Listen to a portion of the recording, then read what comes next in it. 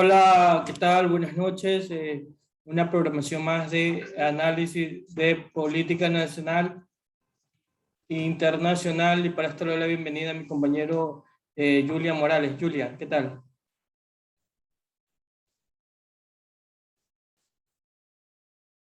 Bueno, esperando que mi compañero Julian logre activar el micrófono. Les invitamos a que nos sigan en nuestra página de Facebook como Análisis de Política Nacional e Internacional. En una transmisión más, Julian, ¿qué tal? Buenas noches, bienvenido. Muy buenas noches, estimado Ronald. Así es, ya en una transmisión ya del día de hoy, sábado 7, iniciando este programa de política nacional e internacional para poder dialogar con cada uno de los invitados y poder también llevarles nuevas temáticas y nuevos diálogos para que puedan conocer un poquito más y profundizar cada una de las temáticas que se traen a colación en el programa.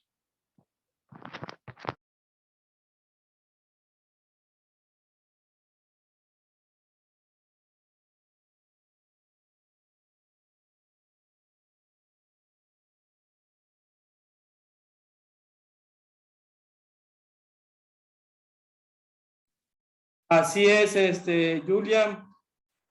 Recordarles que esta temática hoy vamos a tener un conversatorio de lo que es las protestas en Guatemala y en Ecuador.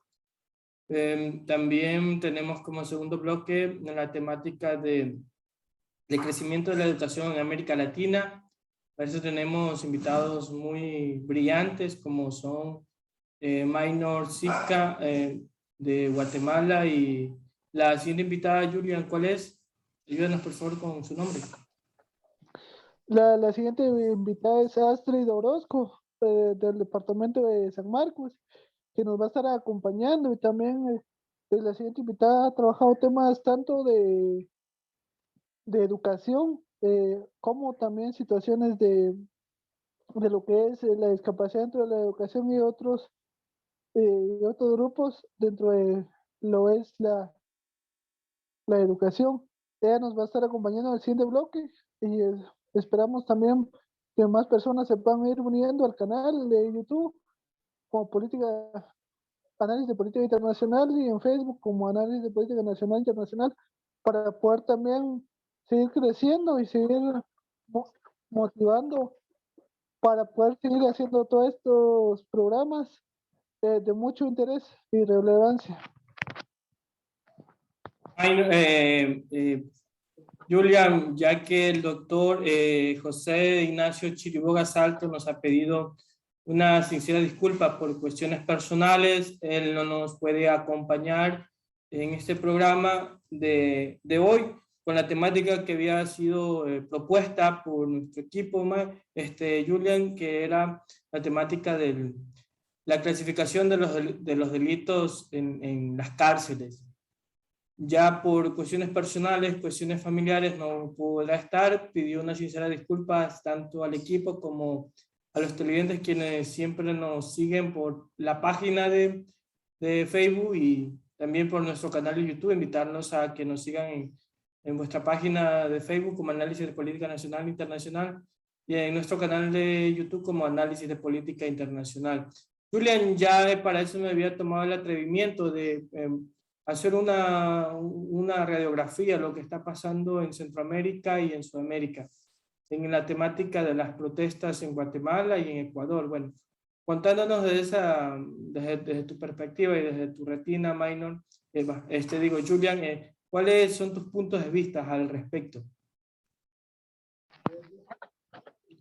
Para poder principiar, agradecerle siempre al doctor Ignacio por estar acompañándonos. Lastimosamente no puedo estar hoy, pero siempre agradeciéndole por cada una de sus brillantes exposiciones y postulados que maneja para poder también tenerlo pronto en el programa.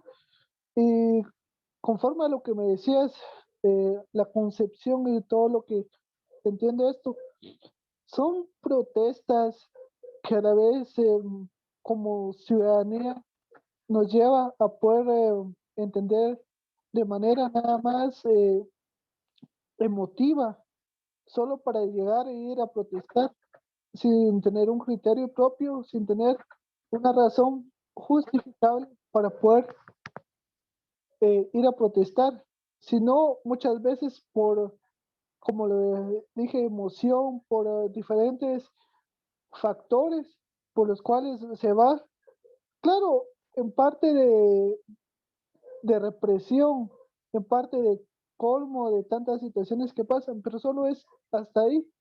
No entienden el trasfondo que existe en Guatemala y todo a cabo de las revelaciones que ha pasado Guatemala para poder llegar hasta el punto en que está.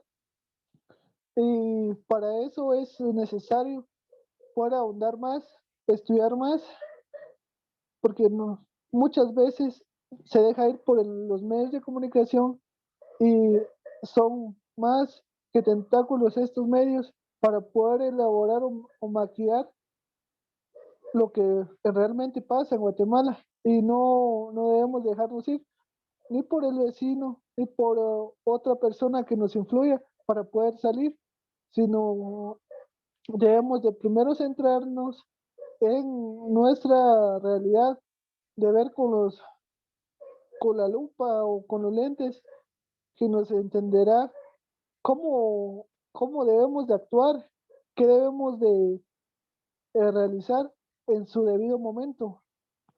Y así es, te dejo el paso, compañero Ronald, para que nos puedas abordar desde tu perspectiva.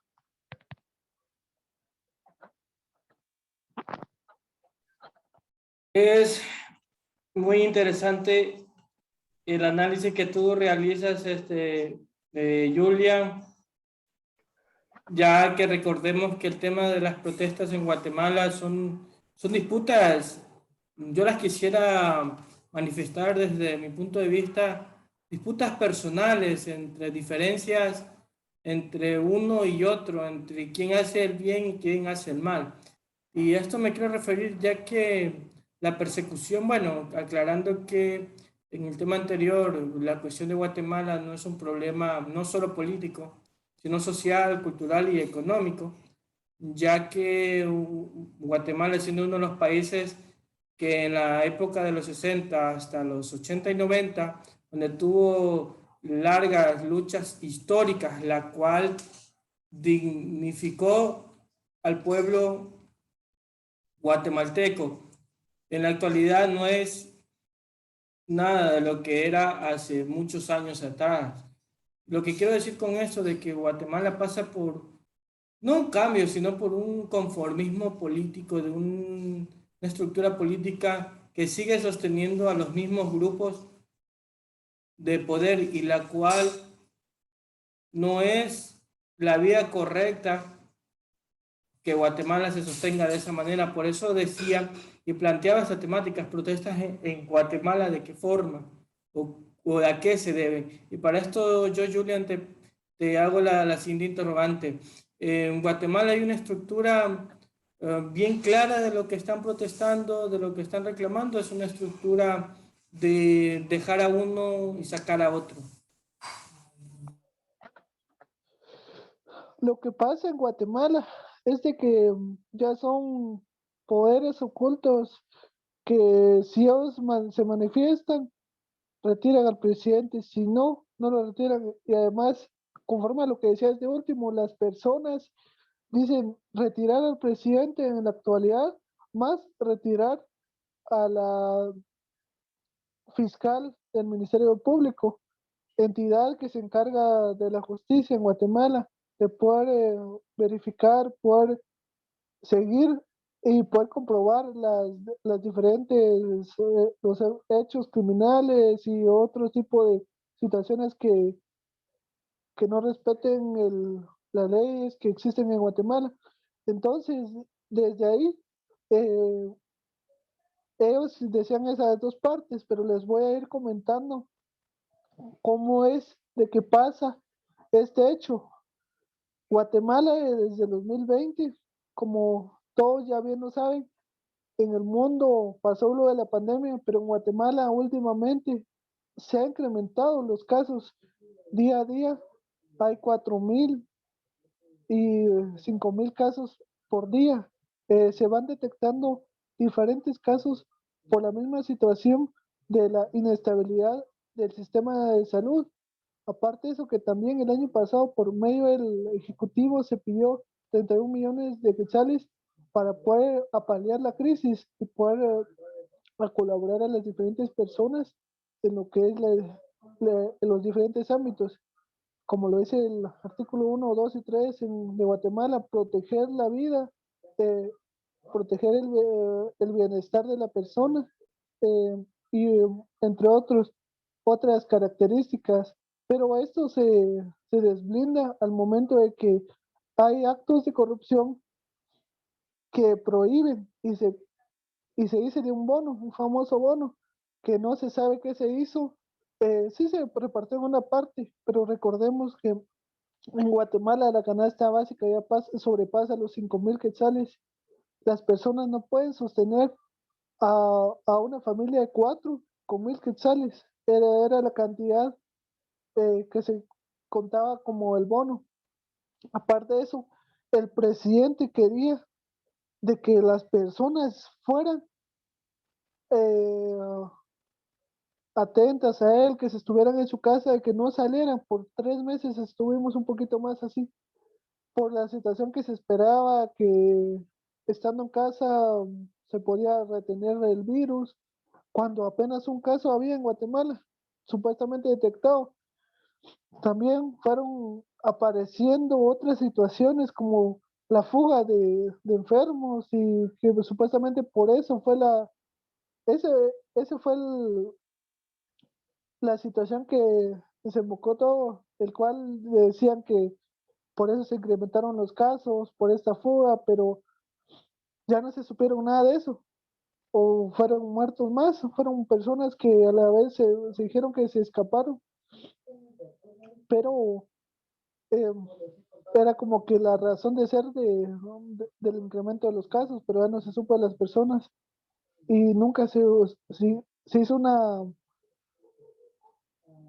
una secuencia de ese caso, nunca se pudo ahí sí saber qué pasó con los cuerpos.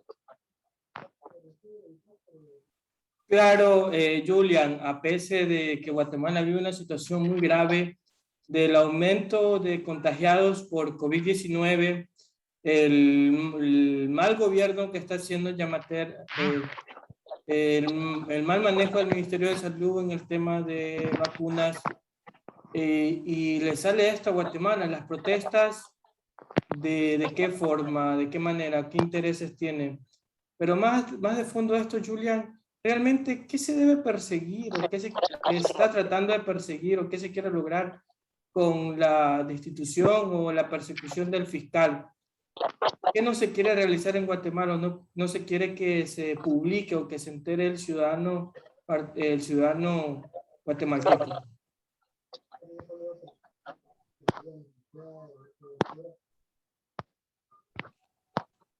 No sé si me escuchas, Julian. Bueno, esperando Sí, te que... escucho, te escucho. Eh, Se me cortó parte del audio, pero para profundizar un poquito más, la situación es de que el fiscal, voy a contar parte de la historia, ¿verdad? Parte de lo que se conoce. El fiscal eh, Juan Francisco Sandoval fue instituido en el mes de julio, ya el viernes 23 de julio fue, fue instituido del cargo como fiscal de un organismo que es la FESI, organismo que depende del Ministerio Público, que es el encargado de la corrupción y de la impunidad en Guatemala. Aparte de eso, que él ya había descubierto diferentes anomalías, diferentes hechos de corrupción en Guatemala, como lo es haber incautado 100 millones y pico de quetzales en la antigua Guatemala. Aparte de eso, que también se decía que esto venía de el expresidente Jimmy Morales, que también otras cosas que se han ido descubriendo. como lo es la situación de los actos inhumanos por el presidente actual y de sus gabinetes. Aparte de eso, que también en este año la situación de la vacuna, se esperaba un contrato con Rusia, pero a la vez ya no se esclareció qué pasó y hasta ahora supuestamente se está esclareciendo, pero también eran 600 millones de quetzales que había depositado Guatemala a poder pagar una cierta cantidad, que eran 8 millones de vacunas como primera dosis y 16 millones de vacunas como segunda, para la segunda dosis, que ya los estaba pagando Guatemala, pero ya no se esperó la suficiente respaldo jurídico del Estado para saber qué pasó, y también las personas se fueron, porque en realidad la gratuidad se vino de lo que es la comunidad internacional, como Estados Unidos, Israel y India y otros países que vinieron a colaborar lo que es poder donar vacunas cuando se tenía dinero para poder solventar como Estado esta situación de la vacunación, para poder inmunizar a más personas, porque recordamos que en Guatemala somos 18 millones, no como lo dijo el INE hace años, en 2018, que éramos apenas 15 millones. Entonces, desde ahí también es necesario ver todo eso, porque en realidad aquí se está viendo la calidad también de la vacuna. Por ejemplo, se dice que la Sputnik tiene una cierta cantidad más de, de poder asegurarte que no te va a pegar tan fuerte el COVID, y otras que va reduciendo esta efectividad. Entonces, en Guatemala, ¿a quiénes están vacunando con Sputnik? A los empresarios. Son pocas las personas que están recibiendo esta vacuna. Entonces, ¿qué está pasando también ahí? ¿Cuál es nuestro verdadero interés para poder salir a las calles? Correcto, Héctor. Es muy interesante el análisis que tú realizas desde Centroamérica, desde tu país, desde Guatemala, y también como me centraba las protestas en Ecuador, porque no son en Guatemala. Me quería centrar de manera muy simple, muy rápida en el Ecuador, de una manera sucinta, que en el Ecuador vivimos un gobierno que se acaba de posesionar, lleva más de 2 meses y medio en el poder, y recordando y aclarando que el derecho a la protesta y al manifiesto pacífico es un derecho constitucional, establecido en nuestra Constitución, en el artículo 28 de la Carta Magna del 2008. Y también en la Convención de Derechos Humanos, la cual protestar, dependiendo del pensamiento, lo que es la libertad, ¿no? Y los ciudadanos podemos expresar nuestras diferencias a un gobierno que aplique políticas, y esto no significa del rango ideológico o de la postura ideológico de la cual tenga o mantenga un gobierno. Los ciudadanos tenemos el derecho a protestar. En esto quiero indicar de que se están viniendo manifestaciones en las cuales ya amenazan protestas, no porque el ciudadano común o los dirigentes o los líderes quieren realizar por tener un cierto agrado de popular, sino porque un gobierno en el cual actualmente el pueblo ecuatoriano en las urnas se eligió de manera democrática, un gobierno que aplica el neoliberalismo en su mayor expresión, es muy recalcitrante, un gobierno neoliberal que mientras afecta al pueblo y ganan los empresarios, mientras se retira el subsidio a todo tipo de gasolina, y la cual hay alzas de pasaje, alzas de la canasta básica, y eso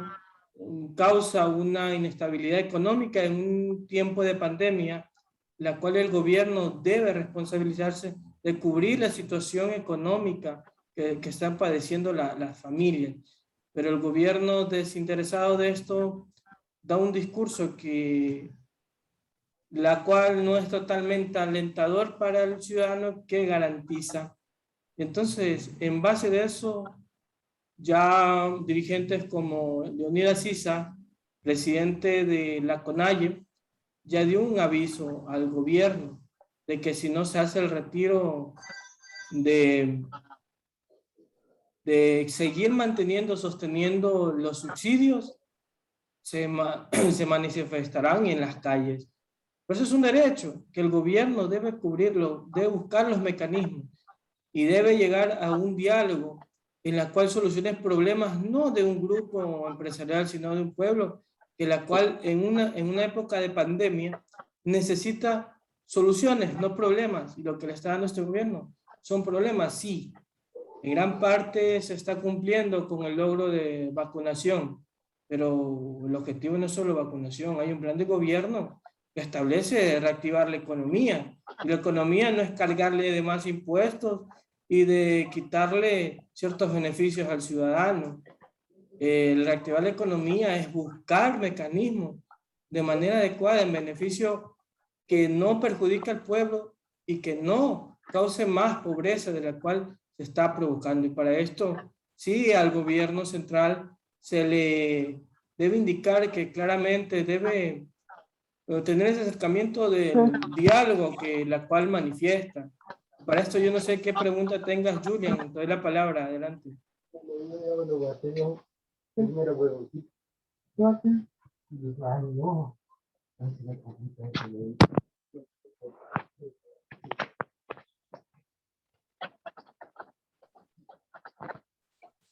Julian, para esto permíteme, voy a hacer la presentación del perfil de Minor. No sé si la persona que me está colaborando allá nos puede hacer proyectar la presentación del perfil de Minor, el audio, por favor. Gracias.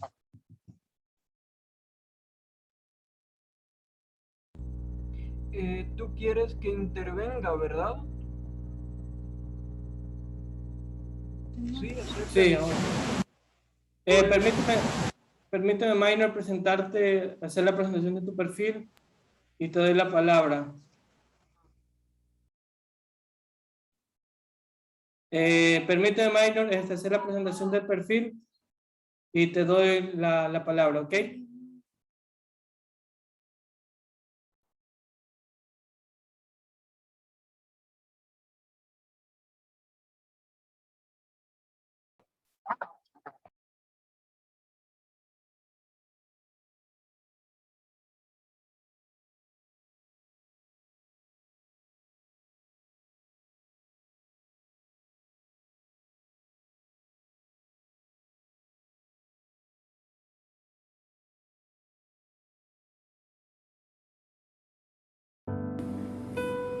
Esta noche compartirá con nosotros Ninor Néstor Chicay Tu. Él es de Guatemala. Trabaja en el municipio de Patsicía, en el estado de Chimaltenango. Su carrera media fue maestro de educación primaria en el año 2012.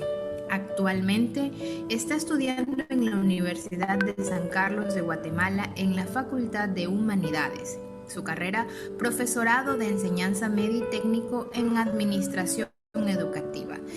Ingresó a la universidad en el año 2018.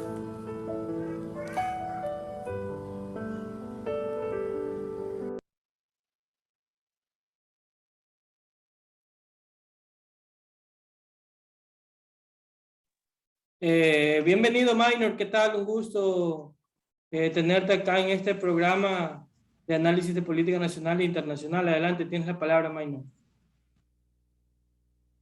Muy buenas tardes acá en Centroamérica y buenas noches para otras partes de acá de nuestro continente, ¿verdad? De acuerdo a los horarios.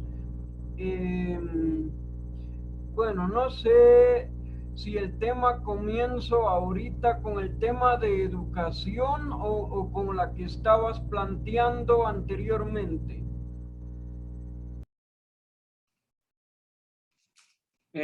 Por favor, Minor, ¿puedes repetirme la pregunta? No te escuché, se entrecortó.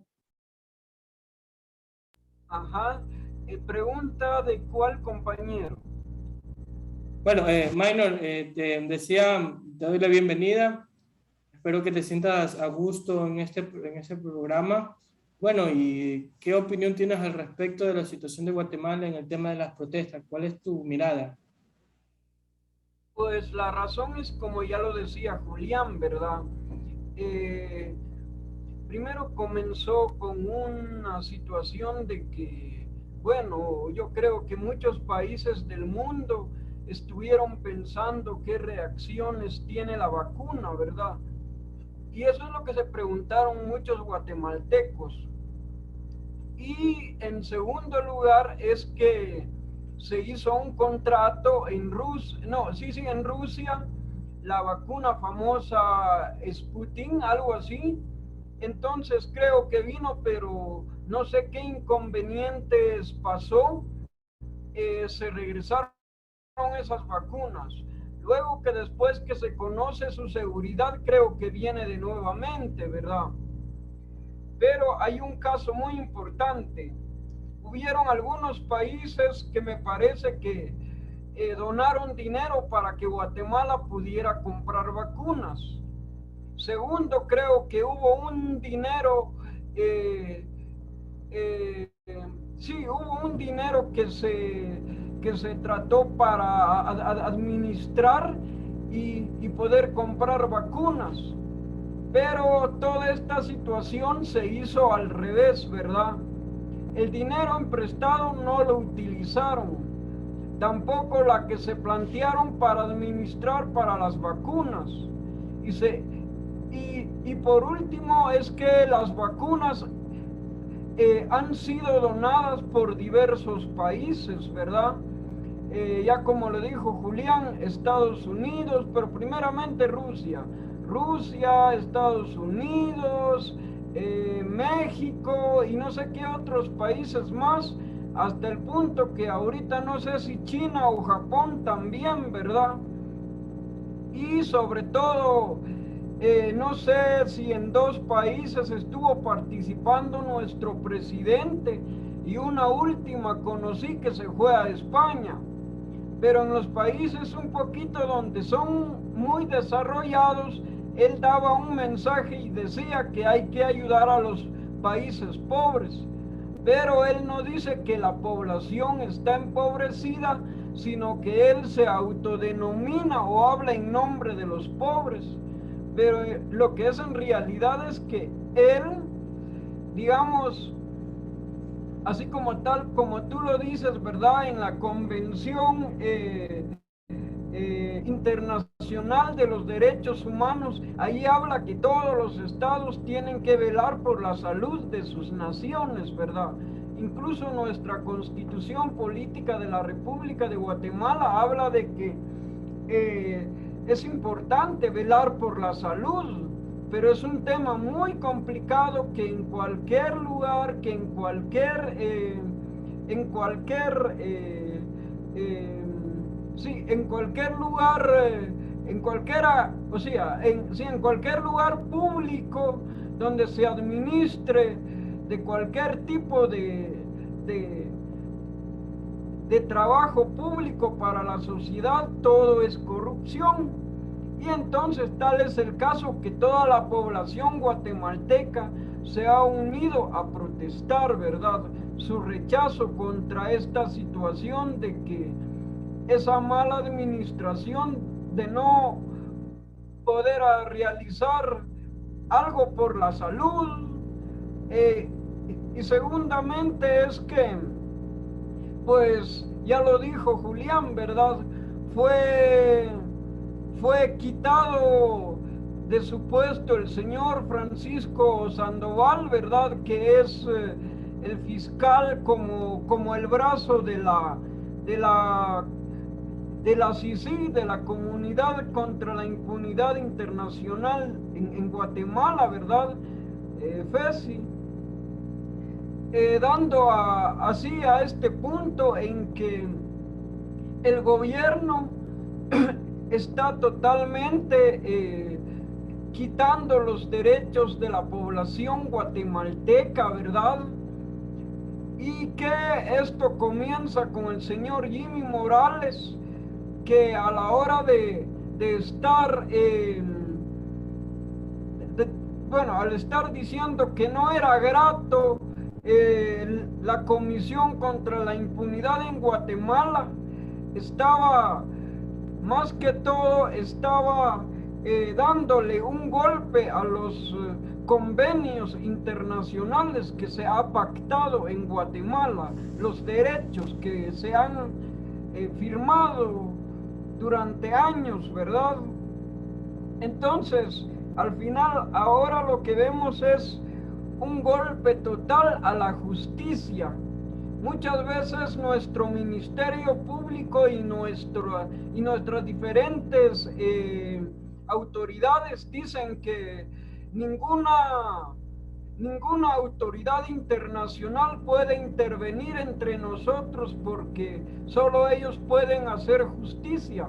Pero sin embargo, nuestra justicia en Guatemala es débil porque nuestros jueces no están comprometidos para hacer justicia y sobre todo luchar contra la impunidad que reina en Guatemala, ¿verdad? Entonces, este es mi punto de vista.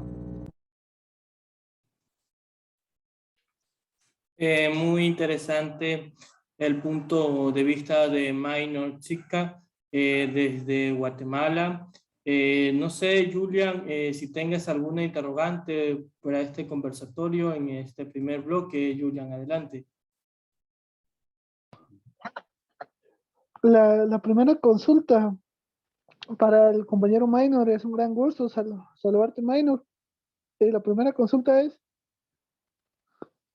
¿qué relevancia ha tenido las manifestaciones y si son importantes estas manifestaciones para Guatemala y si valió la pena poder salir a las calles? Repítamelo de nuevo, por favor. Un poco más fuerte porque me cuesta escuchar. Fíjate, Maynor, que te preguntaba de la relevancia de las manifestaciones, qué importancia tuvieron y si merecía salir a manifestar o no merecía salir a manifestar por las razones que adjudicaba la población. Pues yo creo que la relevancia de la manifestación es la causa de lo que está pasando. Incluso yo fui a apoyar un poco, ¿verdad? Es cierto que tal vez los diversos grupos manejan un poquito de ciertos intereses, pero es muy importante a que los grupos sociales que se están uniendo en estos momentos se forme una fuerza para poder defender los derechos de la población, pero especialmente de los pueblos originarios, ¿verdad? Porque recordemos que, la situación en Guatemala siempre, como se dice, ¿verdad? A los pueblos originarios se nos ha dejado por último, ¿verdad? Tal es el caso como el tema que hoy voy a plantear un poquito. Tal vez no leí tanto, pero la situación del tema de la educación, por ejemplo, no es la misma como en los años 80, por ejemplo. Pero si me van a preguntar a mí qué tanta presencia de indígena había en los años 80, era menor. Ahora aumentó la cantidad de indígenas, pero el poder lo que hizo fue bajar la calidad educativa. Y esto está así en todos los ámbitos en todos los ámbitos públicos, que el servicio a la población es deficiente y que la corrupción, por supuesto, es alto.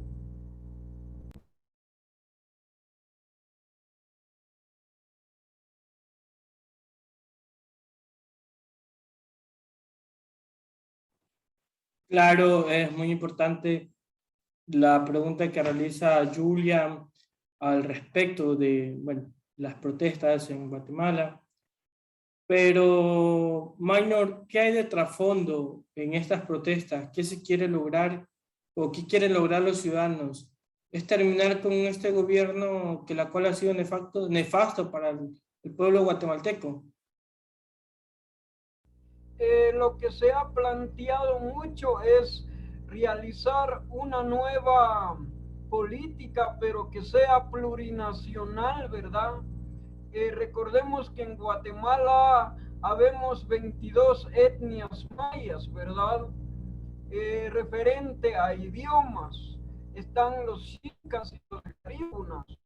Entonces, se está hablando de realizar una política plurinacional para que de esa manera se pueda atender la necesidad de todos los pueblos.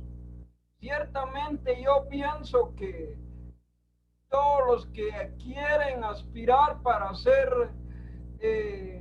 representantes de Guatemala, siendo originarios, siendo indígenas, pues creo que deben de ser personas idóneas, deben de ser personas que quieran trabajar por la sociedad y demostrarle al poder que siempre ha imperado que nosotros somos mucho más capaces que ellos para poder lograr un desarrollo real, ¿verdad? Y otro punto, a mi punto de vista mío, es que ciertamente Guatemala, y no sé, posiblemente toda Centroamérica, causa que todos los países centroamericanos vivimos la pobreza, pero especialmente Guatemala con este tema de la corrupción, pienso que lo que nos falta es una economía flexible para la sociedad. Esa economía que lo que haga es que sea más, o sea, que los ingresos económicos de cada familia sea mayor que de lo que en realidad se necesite. Porque en Guatemala tenemos un problema de que más caro es la necesidad y los ingresos económicos es menor de lo que, sí, es menor el ingreso de lo que se necesita para vivir. Correcto, Minor. Me llamó la atención dos cuestiones que quisiera hacerla en forma de preguntas, Minor. Una de estas es el tema de la participación de los pueblos originarios en el tema electoral, ¿no?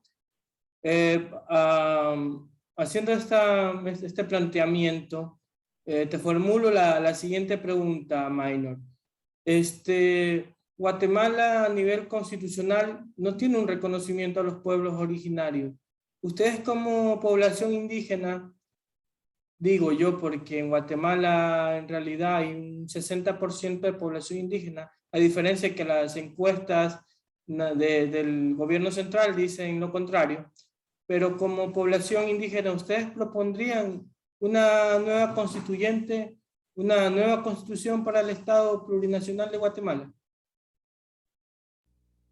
Pues yo digo que una nueva constitución sí podría mejorar, pero creo que, como te lo vuelvo a repetir, y creo que ese es el punto de vista que han manejado todos, ¿verdad?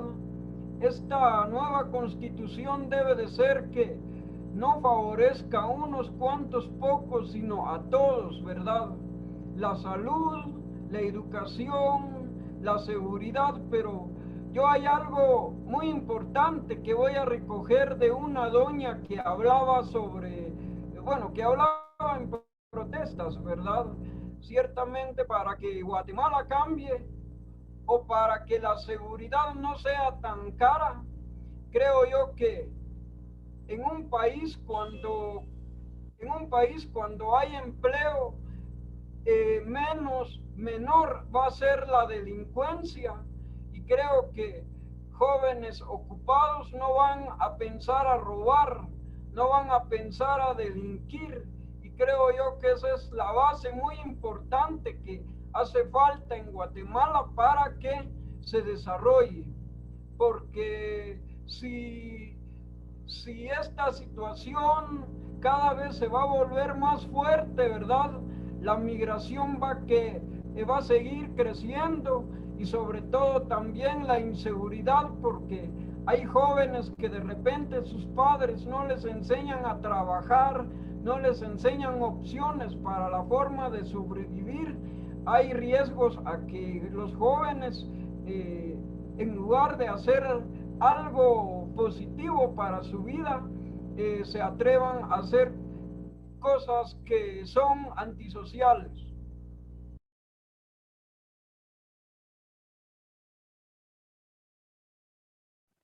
Muy interesante el aporte que tú realizas, Minor.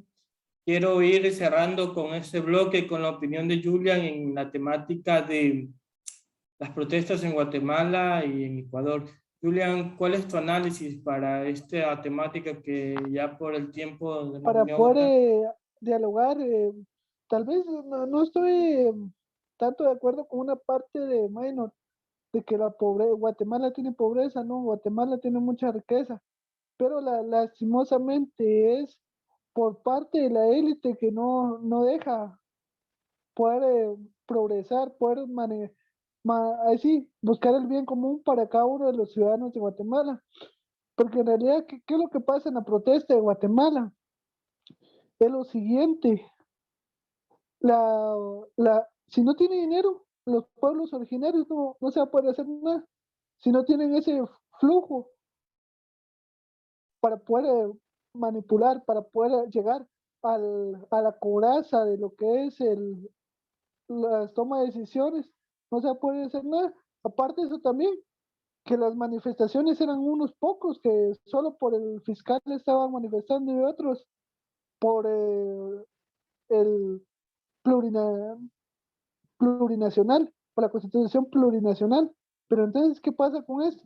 De que las personas estamos divididos para principiar, y también la flexibilidad que manipuló y mostraron los 48 cantones, un grupo que antes estaba en contra de cada uno de los gobiernos de Guatemala por el actuar.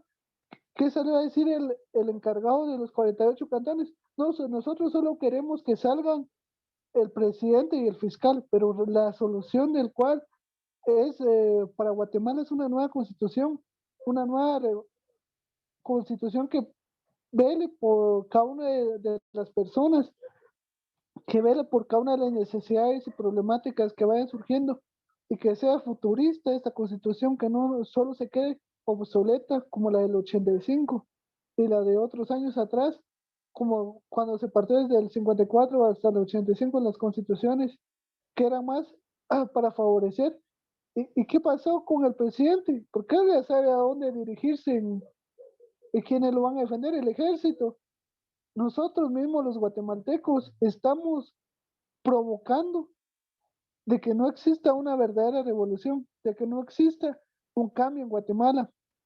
¿Por qué? Porque ya nos convencimos de que todo está bien, de que cuando sos del ejército, porque vas a ganar bien, porque en el ejército es más estable la vida, porque vas ascendiendo, y el Estado de Guatemala te respalda para poder tener cada año, año con año, un mejor presupuesto. Entonces, desde ahí también se mira que por qué nosotros no buscamos un cambio rotundo y poder transformar lo que pasa. Conforme a lo que comentaba Ronald, lastimosamente en Ecuador, este año se buscaba poder volver de nuevo a años anteriores, a poder buscar con esa continuidad el apoyo a la ciudadanía, el apoyo a cada una de los grupos que están en Ecuador, pero lastimosamente las personas se dejaron influenciar por las redes sociales, se dejaron influenciar porque es una persona ostentosa económicamente, es una persona que va a esperar de que todos estemos igual, que tengamos ostentosos lujos, ostentosa economía, pero no, nunca leyeron el plan de gobierno de Guillermo Lasso.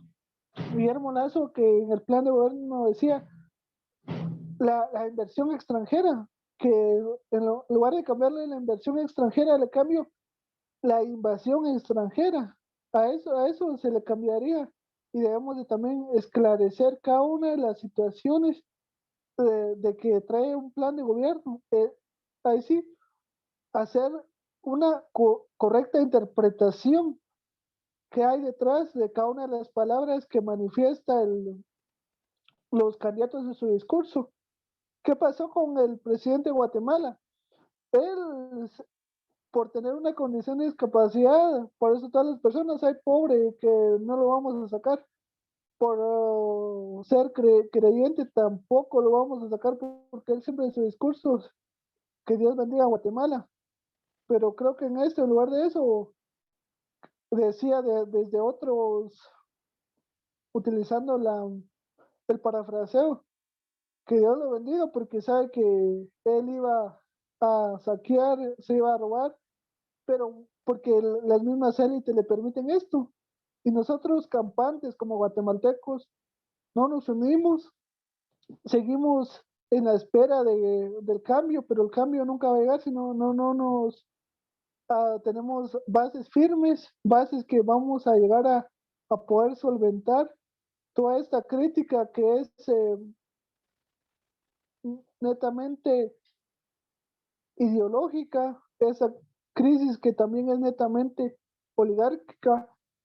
Y quienes se unieron a algunos paros, está bien, que se unan, pero una persona que no tiene bases ideológicas, bases firmes para poder representar a Guatemala, como es Manuel Villacorta, una persona que su familia ha pertenecido a la oligarquía.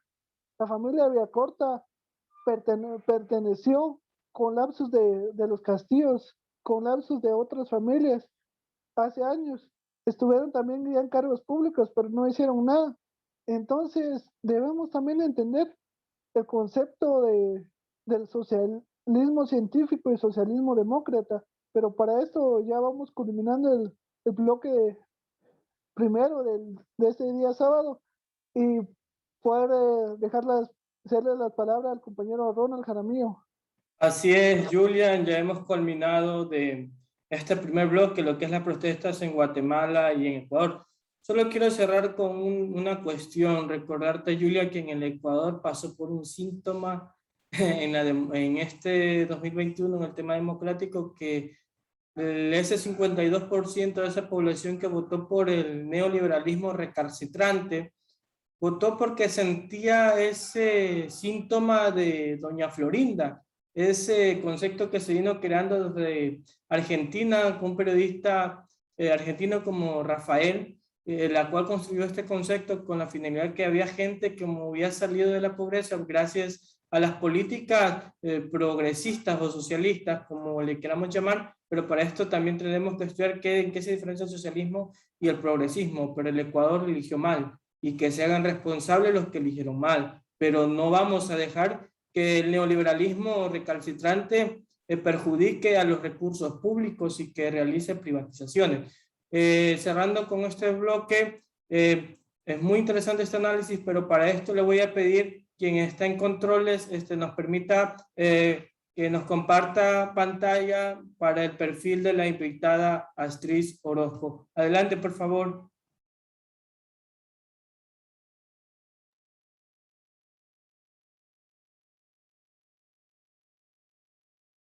Esta noche contamos con la presencia de Astrid Beatriz Almengor Orozco. Ella es licenciada en Pedagogía y Ciencias de la Educación. Sobre su personalidad, se considera una persona comprometida con el trabajo, además que le encanta compartir docencia y asume los retos que la vida le presenta con esmero y con responsabilidad. Dentro de sus logros profesionales ha alcanzado maestra distinguida en el sector 1201.1 del municipio de San Marcos según acuerdo número 01-2019. Maestra distinguida del municipio de San Marcos por el Consejo Municipal y maestra distinguida del nivel preprimario del municipio de San Marcos en el municipio de Quetzal en el año 2019. Dentro de su experiencia laboral cuenta como maestra de educación primaria en EODP anexa a EORM del Cantón Ojo de Agua, aldea San Andrés Chapil, San Pedro, en el año 2016. Maestra en educación preprimaria en EODP anexa a EORM Caserío La Laguna, aldea San Andrés Chapil, San Pedro, en el año 2017. Maestra de Educación Especial en EODP anexa a EOV número 2 Delfino Aguilar San Marcos en el año 2008-2009. A la fecha es maestra de Educación Primaria en EODP anexa a EORM Aldea Agua Caliente San Marcos, año 2010. Dentro de su formación y educación, en el año 2019-2020, en un pensum cerrado, una maestría en docencia universitaria con orientación en neuroeducación en el Departamento de Estudio de Posgrado CUSAM en la Universidad de San Carlos, Guatemala. En el año 2018, graduada como licenciada en Pedagogía y Ciencias de la Educación en el Centro Universitario de San Marcos, colegiado activo en la Universidad de San Carlos de Guatemala. En el 2004, graduada como maestra de Educación Preprimaria en el Colegio Evangélico El Mesías.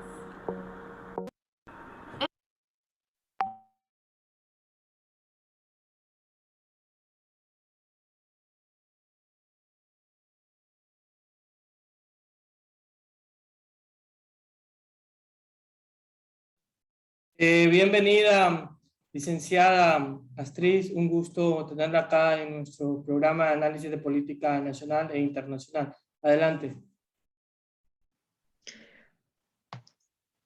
Buenas noches. Para mí es un gusto el estar en esta actividad. Gracias por la invitación. Logré escuchar el final de lo que estaban platicando. Considero que son temas muy relevantes que se dan dentro de nuestra sociedad. Y pues nuevamente les reitero mi agradecimiento por tomarme en cuenta en esta plática.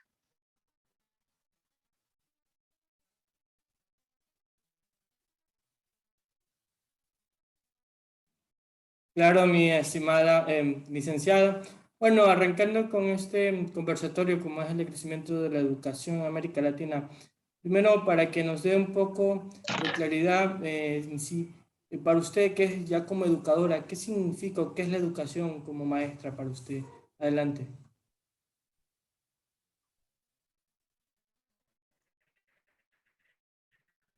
El cual se ve involucrado el ser humano. La persona que tome el rol de educador, pues debe de estar consciente que en sus manos tiene una tarea muy difícil, no solo de transmitir conocimientos, sino que de encaminar al individuo hacia actividades que lo orienten a una vida futura. Estamos hablando que no simplemente nos encargamos de poder transmitir conocimientos de generación a generación, sino cómo esos conocimientos le van a servir a la vida diaria, a qué retos se va a enfrentar y cómo los puede solventar. También hay otro aspecto muy importante que se debe tomar en cuenta, como lo es la igualdad de oportunidades. No todos tienen la igualdad de oportunidades, aunque el docente quisiera impartir de igual manera la educación para todos. En su momento es un reto muy grande al cual se tiene que enfrentar.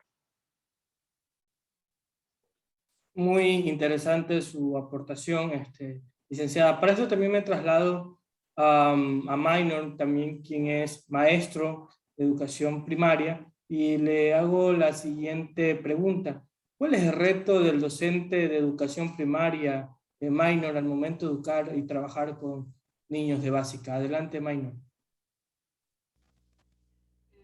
Pues ciertamente yo voy a tomar las mismas palabras de la licenciada Astrid, que pues pues hay que formar al alumno para que él conozca para qué y por qué está estudiando, ¿verdad? Yo ciertamente no he ejercido la profesión desde el 2012, pero eso es lo que yo tengo en mi sentir, ¿verdad? Que es formar por qué y para qué el alumno se está formando. Y pues en base a esta situación es que hay muchos maestros que dan clases pero no conocen los temas a veces que ellos imparten. Y tampoco a veces hay maestros no tienen espíritu de formación, ¿verdad? Yo voy a contar mi experiencia de básico, ¿verdad? Recibí un XY curso y ahora volví con el profesor que recibí el cierto curso y él así enojado me habló y me dijo, es que cuando ibas conmigo ibas desanimado y aburrido para estudiar, y cosa que yo no iba de esa manera. Él era el a quien le faltaba los conocimientos para poder impartir. Entonces yo creo que en todos los niveles de formación los docentes deben de estar capacitados para formar a la población, porque ciertamente el formador forma a otro formador para que él pueda guiar y orientar a las nuevas generaciones. Muy interesante tu acotación, Minor. Para esto le doy el paso a Julian. Julian, adelante. Muy buenas noches a todas las personas que nos están siguiendo en Facebook como Análisis de Política Nacional e Internacional. Iniciando esta temática, el decaimiento de la educación en América Latina. Para la licenciada Astrid, si la educación debe de evolucionar o se debe quedar tal cual está, porque muchas veces no se tiene este concepto, si está bien la educación como ha ido en los territorios de Guatemala y otros lugares, o debe de evolucionar.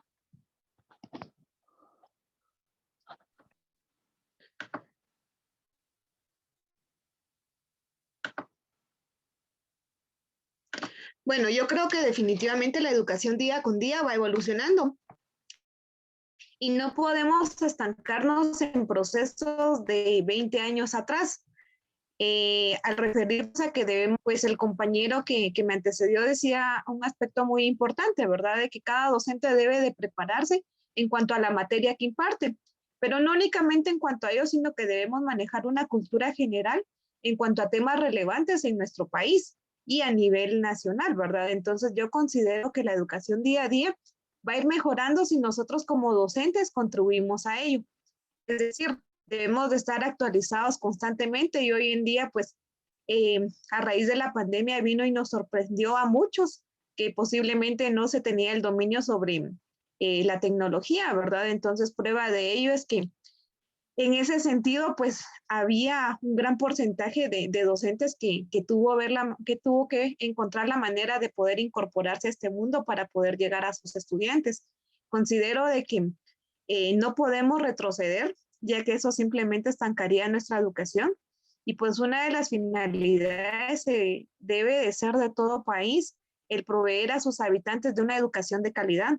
Y esa educación de calidad la vamos a lograr solo si contribuimos a los estándares educativos que puedan favorecer en primera instancia al individuo para que pueda salir muchas veces del analfabetismo en el que se vive, ¿verdad? Recordemos de que no todos manejan la misma tasa de analfabetismo.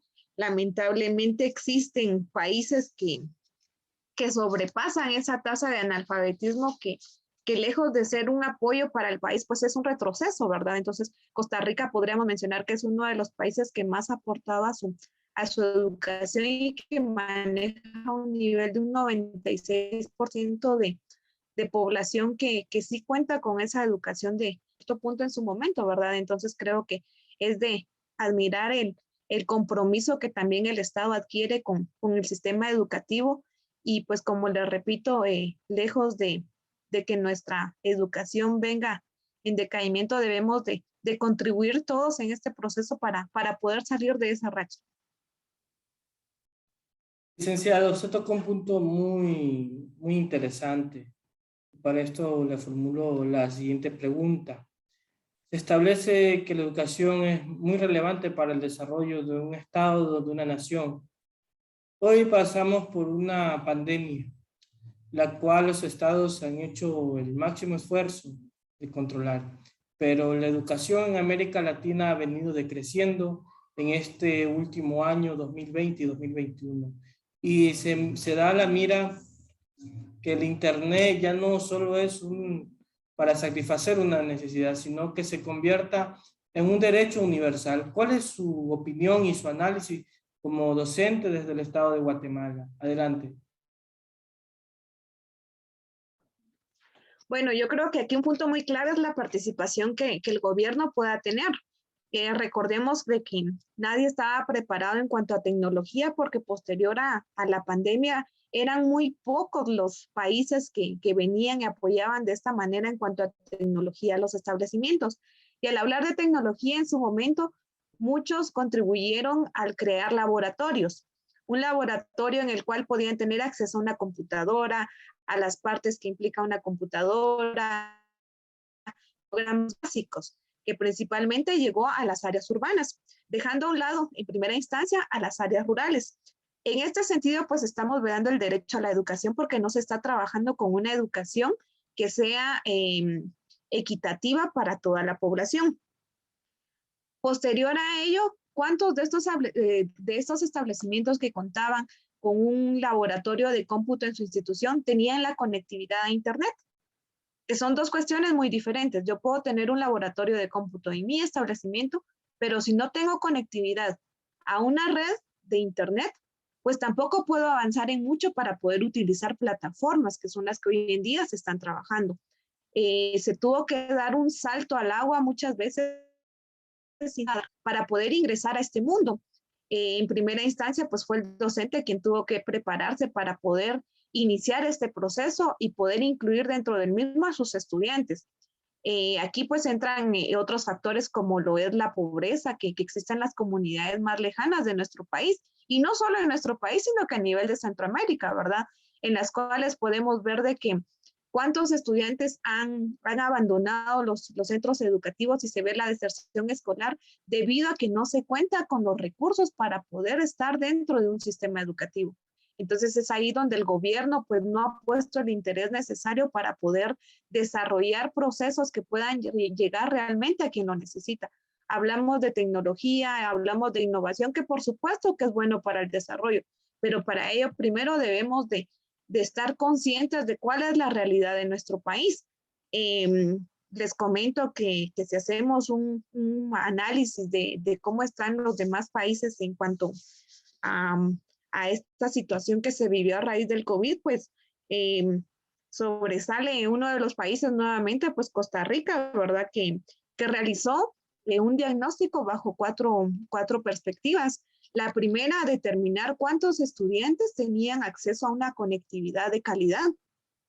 La segunda perspectiva, pues abarcaba cuántos estudiantes tenían acceso a cierta conectividad, que podríamos hablar de un 50, 60 o 70%. En tercera instancia, pues están los estudiantes que tenían un dispositivo móvil al no tener una computadora y cuál era el acceso que tenían a esa conectividad. Y pues el último aspecto y tal vez el más triste que vive la mayoría de países es que existen poblaciones que no cuentan con acceso a un móvil y mucho menos a conectividad. Recordemos de que muchos se han visto en la necesidad de poder tener una computadora para poder estudiar, de poder tener un móvil para poder estudiar, pero que también hay necesidades más importantes para las familias numerosas, como puede ser el proveer el pan de cada día y no un móvil para que el estudiante pueda estar dentro del sistema educativo. Entonces son cuestiones que debemos tomar en cuenta para que nuestro país pueda mejorar. Entonces es necesario que el sistema que maneja nuestra educación, como lo es el Ministerio de Educación, pues también ponga un poquitito más de interés en ese sentido, ¿verdad? Guatemala, el análisis que hizo al respecto fue priorizar la adaptación a un currículum para que llegara a todos los estudiantes a través de guías, pero estas guías tampoco vienen a cumplir las necesidades de los estudiantes, porque recordemos que hay padres de familia que no saben leer ni escribir. Y si el ministerio envía guías de aprendizaje para los estudiantes y no se encuentra dentro del hogar alguien que pueda explicarle, pues estamos cayendo a lo mismo, donde no va a haber un progreso en la educación y lejos de eso va a haber un atraso en nuestra educación. El otro eje que tomó en cuenta el Ministerio de Educación pues fue la alimentación escolar a los estudiantes, ya que también ese fue un factor muy importante para la educación. En las comunidades más retiradas de nuestro país, pues muchos niños llevaban el alimento, porque se tenía contemplado que dentro de los centros educativos públicos pues se contaba con ese insumo, se contaba con ese tiempo de alimentación que posiblemente en su hogar no lo tenía. Hoy en día, pues el ministerio sigue cubriendo ese aspecto, pero no es el único, sino que considero que hay muchos más aspectos a tomar en cuenta. Sí es importante la alimentación, ¿verdad? Porque también contribuye al desarrollo a las comunidades y que los estudiantes no pierdan aún más el tiempo. Entonces considero que El Salvador en ese sentido pues ha apoyado bastante a la educación en su país al proveer de estos aparatos a su nación para que nadie se pueda quedar fuera de este sistema educativo. Correcto, licenciada. Para esto me traslado del maestro Maynor Sican, donde realizo la siguiente pregunta. Maynor, conocemos que la educación es fundamental. La Convención de Derechos Humanos la toma como parte esencial. La UNESCO la reconoce como parte del desarrollo del ser humano. En Guatemala, ya refiriéndonos específicamente a Guatemala, se logra cumplir con esos objetivos de una educación de la cual logre una correcta formación en todos los niveles de estudio. Maynor, adelante. Pues yo veo que en una gran parte es muy deficiente, como la que yo mencioné anteriormente. Hay profesores en la Universidad de San Carlos, por ejemplo, y perdonen, aquí yo estoy tomando mi universidad, ¿verdad? Hoy está saliendo un reportaje que hay una XY licenciada que ni siquiera ha tenido los ciertos méritos de maestría o doctorado. Eso es una pena, ¿verdad? O pasa que, por ejemplo, bueno, nos vamos a ir un poco a unos años atrás, ¿verdad? Quiero poner un ejemplo sobre la realidad de mi papá, ¿verdad? Yo ya no tengo mi papá ahora, él ya descansa en paz, y voy a contar la situación que también mi mamá ha contado. Mi papá, él era alguien que solo hablaba idioma maya, nada más, pero él decía: yo cuando iba a la escuela tenía miedo porque no sabía hablar español, y cuando querían hacerme una pregunta, yo me escondía detrás de los escritorios. Y mi mamá dice: mi papá era alguien que no se preocupaba por la familia, era muy duro, que solamente mi mamá apoyaba a todas mis hermanas porque éramos muchos. Y entonces yo sí terminé mi sexto primaria, pero muy difícil, porque en mi caso me pedían cuadernos, yo no podía llevarlo todo porque en mi casa no me lo daban, ¿verdad? Las actitudes muy fuertes de los padres de familia alrededor de a finales de los años 80, ¿verdad? 1980, me imagino, eran muy duros porque la represión de los trabajos que hacían la gente de antes era la actitud que reflejaba la gente en ese presente para sus hijos. Y todo el mundo era analfabeto. Se dice que, pues, las élites, ¿verdad? O las personas que dominaban los cargos públicos municipales, entre su gente se idearon esta idea de decirle a los indígenas: miren, no hay que estudiar porque si no los niños se van a volver haraganes y no van a poder aprender a trabajar en el campo. Cosa que en la idea de quienes diseñaron esta idea era para que el indígena no supiera aprender a leer y a escribir, a conocer los conocimientos y defender sus derechos, ¿verdad? Hubieron algunos que sí fueron, pero con muchas dificultades y les costó ir lejos, ¿verdad? Esto es parte de lo que yo digo en estos momentos.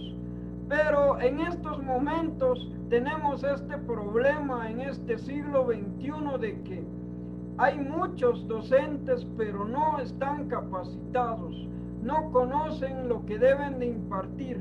Algunos sí y algunos no. Yo creo que lo que debe de pasar en este siglo XXI es que para que exista una educación integral y de calidad es que cada maestro conozca de su área en la que va a formar. Segundamente, yo quiero tomar en cuenta lo que decía la licenciada Astrid sobre el tema de la tecnología. Hay muchos maestros también en conocimiento de informática, no dan lo que deberían de dar a conocer. Yo creo que quienes estudian ingeniería en sistemas deberían de formar a otros o especialmente a la docencia en general para que podamos utilizar con mucha facilidad todos los medios que existen. Otro punto muy importante es que creo que nuestro estado o nuestros estados en Centroamérica deben de apoyar a las personas que no pueden tener un móvil o una computadora para que los niños y jóvenes estudien. Algo muy importante también, a los niños y a los jóvenes hay que enseñarles de que la tecnología sirve mucho para estudiar y no para perder el tiempo, porque hay muchos que desconocen la realidad para qué sirve una herramienta tecnológica, y creo que una herramienta tecnológica es para aprovecharlo y para estudiar y sacar algo beneficioso. Muy interesante, Maynor, tu aportación. Licenciada, no se preocupe, mantenga su cámara apagada, ya que por cuestiones de internet me imagino que debe estar dando problemas porque tiene el video encendido. Para esto yo le doy la palabra a mi compañero Julián Morales. Julián. Muchas gracias por darme la palabra. Para el compañero Maynor, ¿qué pasa con tanto el desinterés de los estudiantes para querer seguir preparándose? Muchas veces pasa por situaciones, como lo decías, familiares para no seguir estudiando.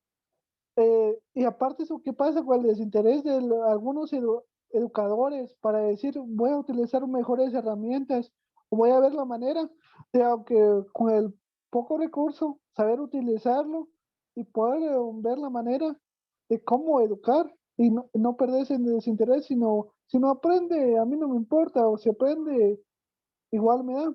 Entonces, ¿qué pasa con esa relación entre ambos, educador y estudiante? Pues yo creo que lo que debe de pasar es que cada docente primero tiene que estar capacitado y segundo debe de inspirar lo que conoce.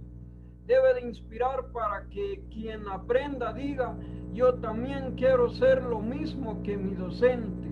Yo quiero ser alguien responsable en mi trabajo. Por ejemplo, quienes están en carrera media deben de ser las personas que digan, bueno, así como me forman a mí, así voy a trabajar en la realidad, en mi desenvolvimiento profesional, ¿verdad? Yo creo que la educación media debe de inspirar eso y hasta debe de inspirar mucho más, ¿verdad? Porque hay muchos jóvenes ni siquiera saben qué es la educación superior. Yo en mi caso era uno de ellos también.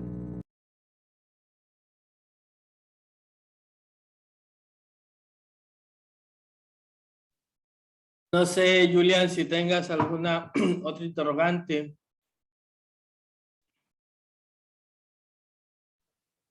Disculpe, a mí me gustaría aportar algo al respecto con lo que mencionaba el compañero Minor. Adelante, licenciado. Considero que es únicamente tarea del docente. Aquí estamos hablando que el proceso educativo pues es tripartito, independientemente el nivel al que nos estemos enfocando. Es cierto que en la primera infancia y en el nivel primario es donde vamos a requerir de mayor atención de padres de familia para que este proceso se cumpla. Pero si hablamos a un nivel básico y diversificado, pues no es únicamente tarea del docente el poder venir e impartir docencia. Es cierto que es responsabilidad y hasta cierto punto esa es la función del docente, del estar preparado, pero también no dejemos de lado la responsabilidad que tiene el estudiante al proveerle las herramientas necesarias para el aprendizaje, pero nos hemos topado con estudiantes que también, aún teniendo todos los medios a su alcance, pues no aprovechan de este recurso. Y no únicamente ahorita en esta era virtual, sino que lo vimos antes de que viniera esta pandemia. ¿Cuántos estudiantes no se presentaban a los centros educativos? ¿Cuántos estudiantes no presentaban tareas? Debido a que también, como ya son más grandes, pues ya no está tan presente la figura de los padres de familia para poder supervisar estos procesos. En el nivel medio, recordemos que también cada docente está especializado muchas veces en el área para la cual está trabajando. Sí, hablemos del año 80 para atrás, posiblemente no habían especializaciones para poder trabajar de una manera y pues el docente tenía que ver de qué manera se las ingeniaba para poder impartir posiblemente todas las áreas en las cuales estaba trabajando. Pero hoy en día la educación pues también ya nos provee de esa situación en la cual el docente se puede ir actualizando, en la cual ya existen profesionalizaciones para cada una de las áreas que se trabaja en nuestro sistema educativo. Hoy en día, para los docentes que quieran ingresar por contrato, que quieran trabajar en un establecimiento privado, pues ya se les exige que tengan esa especialización en el área que se va a trabajar. Es decir, hoy ya contamos con profesorados de matemática, profesorados de inglés, profesorados en comunicación y lenguaje, ¿verdad? De que es más funcional a un profesorado en educación media, que es el que se contaba con años atrás, y que día a día la educación ha ido evolucionando, pero para ello también es necesario que cada uno de nosotros ponga de su parte. Por ejemplo, cuando yo me gradué del profesorado, pues simplemente era profesorado en educación media, sin ninguna especialidad. Y hoy en día yo quisiera aplicar a un establecimiento, pues ya no cuenta el que yo tenga ese profesorado porque ya hay profesorados específicos como los que yo les mencionaba. De igual manera, a nivel de licenciatura, pues igual no es lo mismo un licenciado en educación simplemente a que ya tenga una especialidad en administración educativa o las maestrías que hoy en día se dan, ¿verdad? Entonces ya son cuestiones muy particulares del docente que brinde su tiempo, que dé de su economía también, porque muchas veces las carreras son sufragadas por gastos propios del docente. El Ministerio de Educación ha promovido lo que son el PADEP, que ha sido para venir y apoyar al docente para poder trabajar en el área específica donde se encuentra, ¿verdad? Que también ha venido a ayudar a un porcentaje, pero también ha dejado fuera un montón de profesionales que no puedan ingresar debido a que no pertenecen al reglón 011, que son maestros por contratos que no pueden optar a poder estudiar este PADEP cuando hay muchos que tampoco pertenecen a este programa, pero bajo sus propios medios han hecho lo imposible para seguir actualizándose, comprometidos con la educación. Correcto por su aportación, licenciada. No sé si Julian tenga algún interrogante, sino para continuar con las preguntas. Julian, ¿tienes algún interrogante? Pero, bueno, disculpen a que interrumpa, ¿verdad? Continúa, Mayron, continúa. Pero a eso lo que dice la licenciada, yo estoy estudiando pues el profesorado de educación media sin ninguna especialización, pero vamos a ver, por ejemplo, yo recibí, por ejemplo, literatura. La licenciada en literatura no mostró lo que yo quería. Hubieron otros cursos igual, pero cuando pasó mucho tiempo, sí comenzaron a aparecer algunos licenciados que sí enseñan con mucha energía. Entonces, de esa manera es la que yo digo en que cada docente sí debe de ser responsable para que un alumno diga, a mí sí me encanta estudiar, ¿verdad? Ahora, con respecto a los jóvenes de educación media que a veces no entregan tareas, pues yo me atrevo a decir, si hablamos a nivel nacional, Guatemala tiene un contexto histórico diferente a nivel regional, y en base a eso me pongo a pensar ¿qué pasa, por ejemplo, con los padres de familia que nunca fueron a estudiar? ¿Qué pasa con los padres de familia que conocen poco y que aunque quisieran no pueden orientar a sus hijos? Creo que el tema del alfabetismo, como usted lo dijo, licenciada, debe de ser algo muy inspirativo de parte de los docentes. Deben de llamar la atención y pedir y decir a los estudiantes la razón del por qué uno va a ir a estudiar en la escuela, en el instituto, especialmente en la escuela. Decirle a los niños que ellos van porque van a ser profesionales, van a ser personas que van a orientar y guiar a la sociedad. Y eso es algo que a mí nunca me lo dijeron. Únicamente salí sexto grado y saber para qué iba, ¿verdad?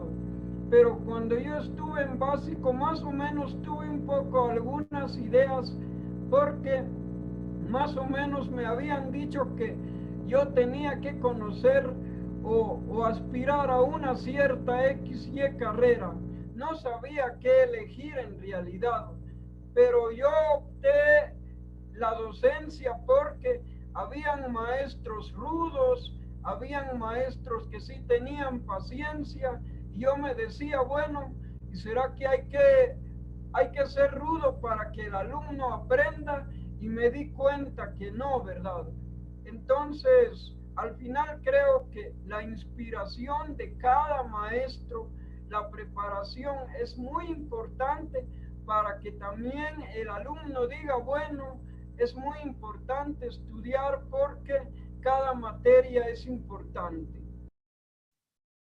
Licenciada Astrid, permítame realizar la siguiente interrogante. Hablamos de la educación como parte esencial, hemos discutido, hemos analizado, hemos dado puntos de vista en diferentes posturas. El docente es la parte básica del desarrollo del niño, del adolescente y del joven. Pero el hogar, desde su punto de vista, la familia, los padres, ¿en qué se convierten en la educación básica, licenciada?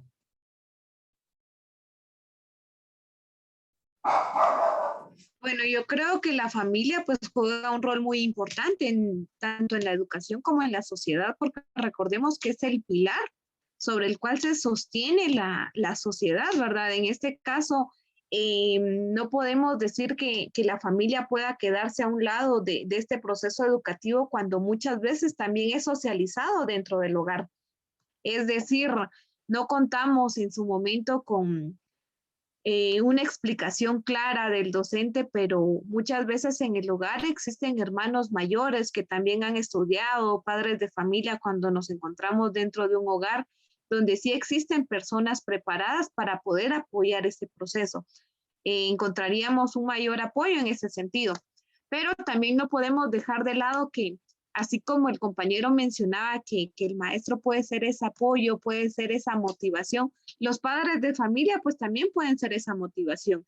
Y encontramos ese apoyo motivacional cuando los padres no cuentan con esa escolarización. Déjenme comentarles que en mi caso yo desarrollo la docencia en el nivel preprimario en una comunidad rural del municipio de San Marcos, en la cual existe una pobreza muy grande. Y existen madres de familia que son las que más se encuentran dentro del hogar como amas de casa apoyando a los niños. Y le estoy hablando de niños de 4 y de 5 años, en los cuales ellas no saben leer, no saben escribir, pero muchas veces también ayudan a través de las imágenes. Por ejemplo, yo trabajo colores y yo mando las indicaciones de acuerdo al color. Si estoy trabajando con color rojo, pues mis letras van en color rojo. Y le digo yo a una mamá, ¿qué color es este? Entonces me dice rojo. Ah, muy bien. Le digo, pues aquí en estas letras dice color rojo. Usted no sabe leer, pero sí sabe discriminar a través de los colores. Y he tenido la dicha y la bendición de que las mamás no saben leer, no saben escribir, pero sí han encontrado las estrategias para poder apoyar a sus hijos. Y entonces nos podemos dar cuenta que no hay imposibles cuando se tiene el deseo de querer apoyar a nuestros hijos. Muchas veces las ideas de las mamás es que ellos puedan alcanzar lo que ellas en su momento no pudieron, al igual que los padres de familia. Si yo no tuve la oportunidad de estudiar, pues yo me voy a esforzar en trabajar todos los días por darle a mis hijos ese futuro mucho mejor que el que yo tuve. Muchas veces porque tal vez se casaron a una edad muy temprana, porque las condiciones económicas no fueron las que ellos esperaban, pero que a pesar de esas circunstancias, pues hoy en día se encuentran apoyando a sus hijos. Entonces considero que sí es una parte muy importante, porque si no contamos con el apoyo de los padres, pues muchos de los hijos por sí solos tampoco se van a interesar en este proceso, independientemente de la edad en la que ellos se encuentran. Muy interesante su aportación, licenciada. Yo leía su perfil profesional y nos mostraba un perfil muy, muy interesante, muy importante. Y uno que me llamó en el tema de la educación o los grupos que yo le llamo atención prioritaria. ¿Usted cuál es su opinión en el tema de utilizar la terminología inclusión o equidad? ¿Cómo definiría usted estas dos terminologías y cuál sería más importante? ¿Equidad o inclusión? Adelante, tiene la palabra. Bueno, yo creo que son dos términos que se asemejan a nuestro proceso, porque hablemos de inclusión cuando nos referimos, muchas veces se tiene el concepto equivocado que cuando hablamos de inclusión, pues nos estamos refiriendo a los estudiantes que tengan alguna discapacidad y que por ello necesiten de mayor atención para estar dentro de un centro educativo. Cuando la inclusión se refiere a atender a todo estudiante, tenga necesidades educativas o no las tenga. Porque recordemos que en el proceso de educación, pues nos vamos a encontrar con cada niño con características diferentes, porque qué feo sería y qué aburrido sería nuestro mundo que todos fuéramos iguales, ¿verdad? Entonces yo considero que la inclusión va a hacer referencia a que nosotros incluyamos dentro de nuestras aulas, pues al niño que tenga problemas para las matemáticas, como el niño que tenga problemas con la lectura, como un niño que presente una discapacidad. La equidad la vamos a encontrar al poder trabajar con ellos buscando las estrategias y la metodología idónea de acuerdo a las características de cada una de estas personas. Lamentablemente estamos acostumbrados y nuestro sistema educativo ha sido muy cerrado en ese sentido al brindarnos un modelo educativo el cual está basado para una población homogénea en la cual no existe, porque no podemos hablar de que todos aprendemos por igual. Mientras unos aprendemos a través de una explicación, otros tal vez vamos a aprender leyendo por sí solos, pues a través de ejemplos, pues vamos a encontrar diferentes formas de aprender. Y es ahí donde entra la tarea del docente en cuanto a tener oportunidades para poder trabajar con nuestros alumnos, incluyéndolos a todos dentro de ese proceso. trabajando de acuerdo a las necesidades de cada uno. Y yo creo que si logramos esa inclusión, pues vamos a tener una equidad dentro de nuestro proceso educativo. No sé si... Julian, ¿tienes alguna interrogante, alguna consulta? Adelante. Por cada uno de los postulados que manifiestan. Para Minor, ¿cómo ve el modelo de educación en Guatemala conforme al conocimiento que se le imparte a los estudiantes? ¿Qué tan bueno es ese conocimiento? ¿Y por qué no muchas veces los docentes pueden elegir su propio conocimiento, sino ya desde el Ministerio de Educación les comparten los compendios o libros para poder enseñar y no toman otra ruta metodológica los docentes? ¿Qué pasa con esto, Minor? Yo creo que en parte de la metodología y la forma de enseñar, ¿verdad? Recordemos que la Ley de Educación Nacional y la Constitución Política de la República dice que el maestro tiene que tener criterio docente.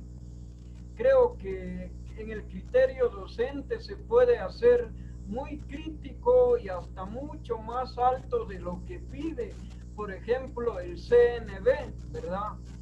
Pero muchos maestros lo que hacen es solo dan una partecita y saber para qué estoy dando mi XY materia, ¿verdad? Creo que lo que debe de realizar el Ministerio de Educación es comprar libros muy importantes para los alumnos y que los alumnos puedan estudiar de la mejor manera, porque muchas veces los libros que da el Ministerio de Educación son muy bajísimos. En la forma, solo dibujos, palabras, oraciones, por ejemplo, en cuanto al tema de literatura. Ejemplo, matemática no viene según lo que dice el CNB, ¿verdad? Resulta que ahorita que con los folletitos que a los niños, a los jóvenes se les está dando ahora por COVID, a veces puede ser posible que no conozcan o no entiendan los temas que se les da. Entonces, como yo creo que, bueno, yo he escuchado que existe capacitación para los maestros o hasta incluso, por ejemplo, en la Ley de Educación Nacional, así como ya lo mencionaba la licenciada Astrid, es que en la Ley de Educación Nacional dice que se debe de velar por la profesionalización del docente.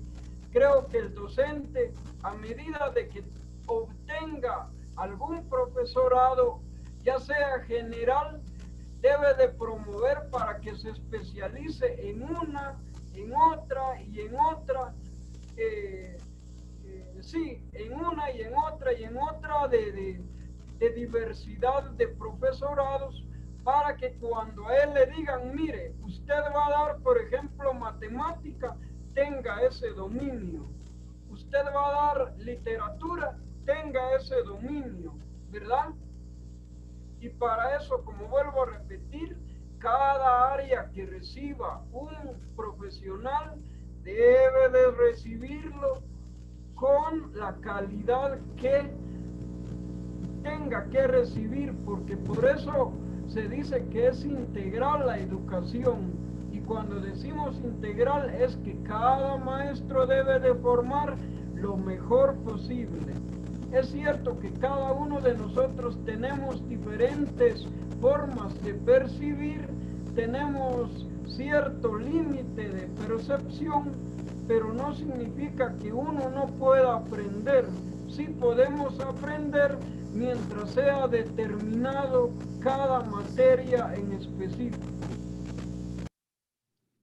Muy importante tu análisis, Minor, y quiero trasladarme con la licenciada con la siguiente pregunta. Hablamos de la dinámica de la importancia de lo que son los docentes de formación en los jóvenes. Y leía un artículo en Finlandia que los docentes son el eje principal, son la guía esencial desde la etapa inicial hasta la etapa de formación de profesionales. Quisiera referirme dentro de Centroamérica, la educación está en una media de ser mala o muy mala. Pero quiero aterrizar en esta realidad. Los docentes realmente son dignificados en sus sueldos, reconocidos como parte integral de la sociedad. Licenciada, adelante. Bueno, yo creo que sería un poquitito difícil dar una respuesta equitativa a lo que usted pregunta, ¿verdad? Porque recordemos de que en nuestro país, ¿qué empleado es remunerado de acuerdo a las capacidades y al trabajo que desarrolla? Hablemos de Guatemala, ¿verdad? Un claro ejemplo, pues, son nuestras autoridades. Los diputados devengan un salario altísimo, muchas veces sin tener la preparación académica para poder estar dentro de esos cargos. Entonces, yo creo que toda profesión debería de ser remunerada de acuerdo a las capacidades que demuestre cada persona. Por ejemplo, en el ámbito magisterial, pues no existe una evaluación como tal que pueda determinar hasta qué punto el docente está preparado, como lo ha expuesto el compañero Maynor, en cuanto a que no únicamente en un área se debe preparar uno, por supuesto. Un maestro debe estar preparado para cada una de las áreas en las cuales se desenvuelve, pero no hay estándares que puedan determinar la capacidad del docente. Sí es cierto que a cada 5 años el docente pues asciende en el caso de los maestros que trabajan específicamente para el gobierno, para el Ministerio de Educación, que a cada 5 años pues se les aumenta el salario, pero es por cuestión de antigüedad. Pero considero que no es lo necesario para la labor que se realiza.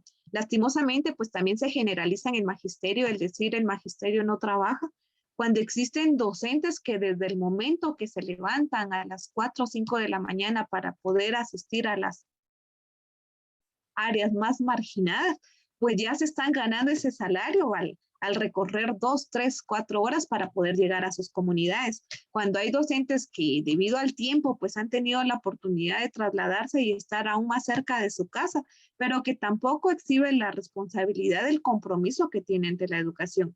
Entonces yo no me atrevería a decir que el salario que se devenga es alto o es bajo, porque no hay una forma de poder determinar la calidad con que se está trabajando. Lo ideal sería que de acuerdo al desempeño, pues también así se premiara a cada uno de los docentes en cuanto al salario que se deben.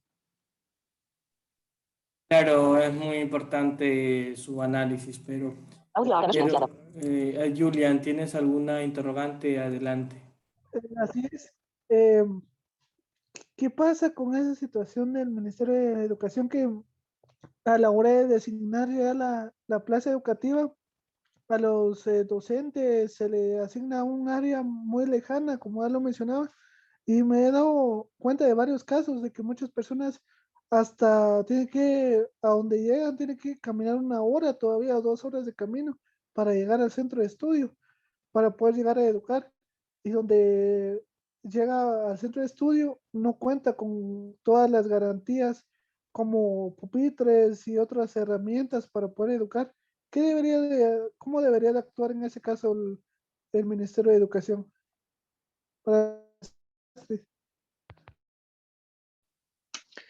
Bueno, el proceso de selección para poder optar a una plaza dentro del Ministerio de Educación no es específicamente el ministerio el que determina como tal el enviarlo a una comunidad determinada.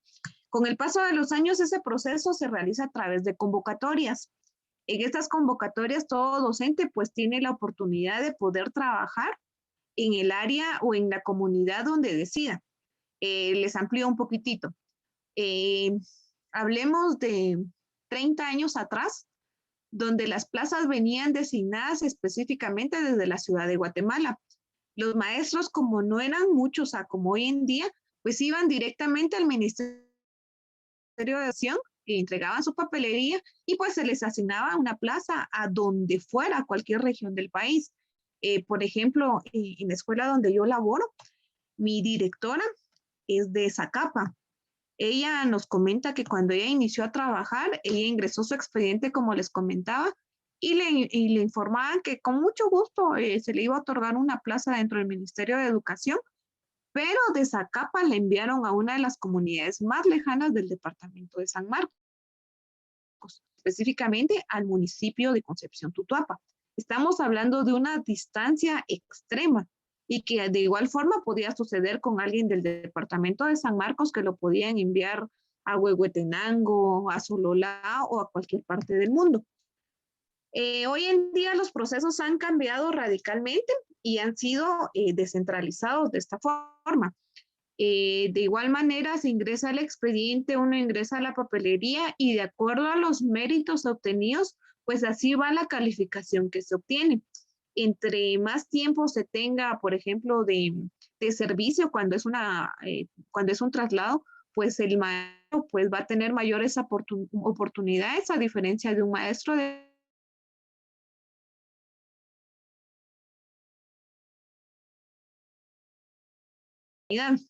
el de primer ingreso tiene la oportunidad de realizar una evaluación diagnóstica que de acuerdo al punteo pues va a ser una forma de poder igualar los años de servicio que tenga el docente que busca un traslado, ¿verdad? Entonces, situaciones que han venido, entonces que uno tiene la oportunidad de elegir a qué municipio quiere ingresar su expediente, si lo quiere ingresar en el mismo municipio donde trabaja, donde vive, perdón, o lo desea ingresar a otro municipio.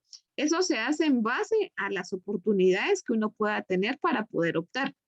Hoy en día, y si no mal estoy, en esta última convocatoria que se dio este año, como que fueron aún más específicos y algunos municipios no aceptaron que docentes de otros municipios llegaran a ingresar su expediente al municipio lejano a su lugar de vivienda, ¿verdad? Entonces, a manera de darle la oportunidad a los docentes que se encontraban en ese municipio y que a la larga también implica un problema al momento de un traslado. Al momento de un traslado, pues el docente se va a otro municipio estando más cerca a su casa, pero también deja la población estudiantil un año posiblemente sin docentes, ¿verdad? Entonces eso viene y afecta al centro educativo como tal, ya que implica que si atendía a cada docente un grado, pues tengan que dividirse y cada docente puede atender 2 grados o 3 grados, que hoy en día todavía se da.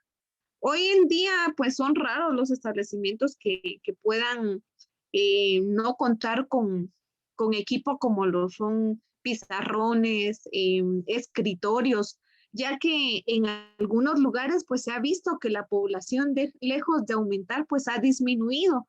Sí pueden existir de comunidades o de escuelas en las áreas urbanas donde también la población ha aumentado y que ahí sí son necesarias hasta incluso más aulas, ¿verdad? Pero ya sería en caso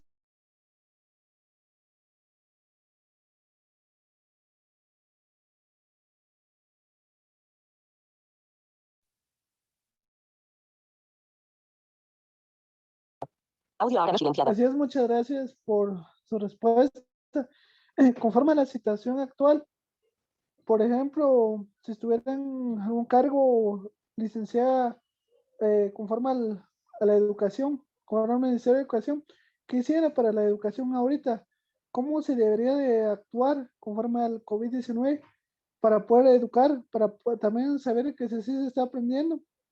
Porque se han escuchado algunos casos de que por medio de la virtualidad mucho o poco se aprende por la misma situación de la concentración, o si es necesario volver a las clases, como ya lo estaba mencionando el presidente de Guatemala. ¿Qué se podría hacer o qué mecanismos se podría utilizar para poder colaborar tanto al docente como al estudiante? Iniciar hasta menor. Silenciar audio. Bueno, yo creo que la principal sería, en primera instancia, proveer de personal a cada centro educativo, porque como le indicaba, hay establecimientos donde una misma docente atiende 2 o 3 grados. Entonces, para ir mejorando la calidad educativa y brindando una atención más personalizada, podríamos decir, sería dotar de mayor personal a los centros educativos, porque entre más pequeño sea su grupo de trabajo, pues usted va a encontrar las estrategias necesarias para poder trabajar con ellos de una mejor manera. Siempre lo hemos dicho y hemos comentado varias docentes que el hablar desde un escritorio es fácil. Vivir la realidad de nuestro país en las comunidades como en el área urbana es tan diferente. No podemos permitir que los niños regresen a las escuelas cuando no tenemos garantías que favorezcan a la población, ¿verdad? Incluso al mismo docente.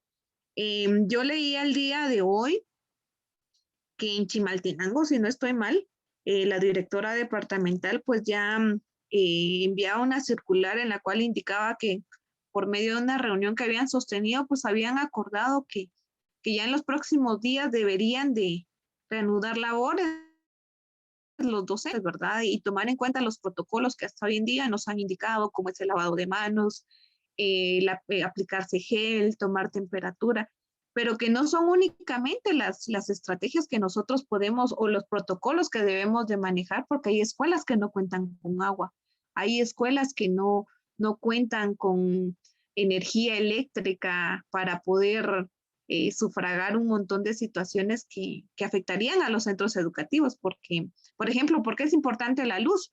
Para poder mantener, si las aulas son muy oscuras o son de lámina completamente, pues no va a entrar claridad a los niños.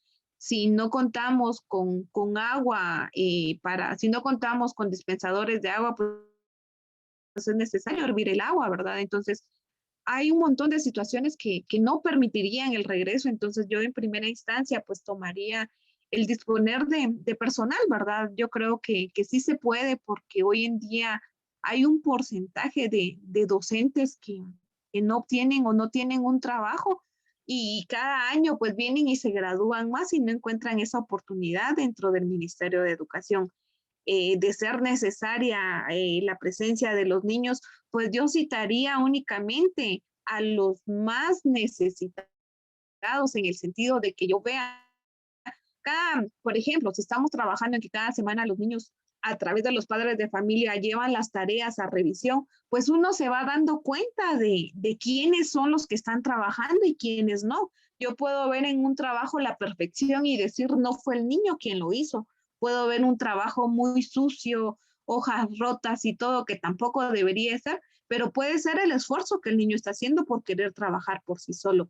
Entonces hay niños que tampoco presentan tareas porque lo hemos socializado dentro de las compañeras donde ven con pasión que hay niños que no realizan tareas, que ya no quieren seguir estudiando, entonces darle prioridad a estos niños para que asistan a la escuela, pero estamos hablando de atender a un niño por día en donde sea necesario, ¿verdad? Porque si yo tengo, por ejemplo, 25 alumnos dentro de mi aula, no considero que los 25 necesiten este apoyo. Posiblemente de esos 25 sean 2 o 3 niños con los que yo sí pueda trabajar de forma presencial, atendiéndolos a uno por día y dándole la atención necesaria, hacer las adecuaciones pertinentes, buscar las estrategias para que sea mucho más fácil su aprendizaje. Y ahí sí le apuesto a la motivación a la cual habla el compañero Maynor al decir de que el docente debe ser un motivador al estudiante, por supuesto, pero no en el nivel inicial. Sí es aceptable el que el maestro sea esa imagen, sea esa motivación para nuestros niños, ¿verdad? Considero que ya en los grados superiores, pues ya podemos pensar y ya podemos actuar por sí solos en decir, bueno, si yo no obtuve de mi docente lo que quería, pues yo no lo voy a imitar y voy a hacer mejor cada día, ¿verdad? Pero en la primera infancia sí va a ser muy determinante la participación que el docente pueda tener para los niños, ¿verdad? Entonces, esas serían mis aportaciones, el brindar mayor personal, el dividir al grupo y de acuerdo a las necesidades de cada uno, priorizar con los que realmente lo necesitan. Audio ahora no silenciado. Así es, muchas gracias. Ya para poder ir Permíteme, culminando Julia. el programa, ¿qué reflexión puedes dejar, estimado Minor, a los estudiantes, a los educadores y a los gobiernos para poder mejorar la educación en cada uno de sus territorios? Silenciar audio. Yo creo que las autoridades educativas deben de ser transparentes en primer lugar. En segundo lugar, creo que yo voy a poner un ejemplo. Este segundo semestre viví la lección inaugural de la Facultad de Humanidades y había una licenciada que está estudiando en el extranjero, estudió medicina y luego optó por educación, ¿verdad? Y ella contaba cómo es la educación en otros países, ¿verdad? Yo creo que para que muchos puedan acceder a la educación, y como ya lo dijo la licenciada Astrid, para que puedan los niños también comer bien, es muy importante a que nuestro gobierno realice una política económica flexible para la sociedad, que el patrimonio familiar sea más alto de lo que en realidad necesita, ¿verdad? Porque estos son unos de los problemas graves que ahora estamos viendo que está pasando por la causa de las manifestaciones. La corrupción es un problema que está en todo ámbito público en Guatemala. Y sí, que está en Guatemala y posiblemente en toda Latinoamérica. Creo que cuando hayan autoridades responsables, sabiendo para qué gobiernan, entonces creo que la sociedad va a salir adelante y puede pagar altos costos de sus necesidades, por ejemplo, pagar educación mejor, ayudar a su hijo para que pueda retroalimentarse, porque ciertamente hay algunos maestros que me orientaron en el pasado, pero no todos están dispuestos a orientar, porque me dijo un día un cierto XY profesor o profesora, es que a mí cuando vienen conmigo me pagan 50 quetzales, pero si uno no tiene esos 50, esos 150 o 1.25 en quetzales, uno no puede pagar ese dinero y se queda sin saber, ¿verdad? Entonces yo creo que sí debe de haber una flexibilidad económica, pero también deben de haber maestros conscientes en la formación.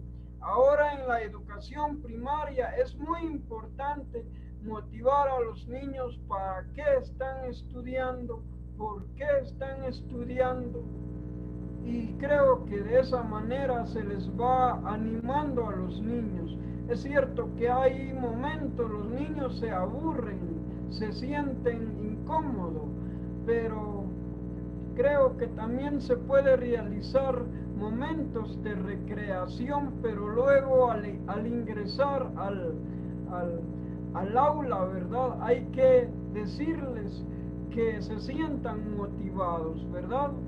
Y por otro punto, creo que es muy importante combatir contra el coronavirus. Creo que todos los estados tienen esa responsabilidad por luchar para que el COVID se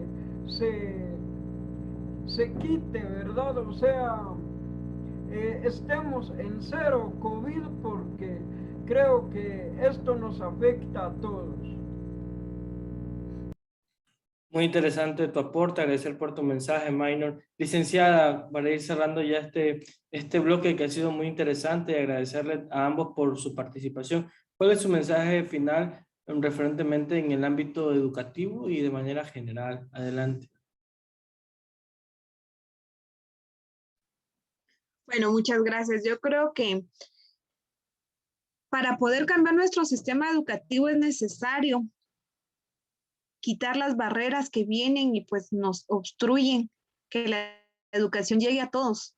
Es necesario que la deficiencia educativa que se maneja hoy en día en nuestro sistema pues pueda cambiar.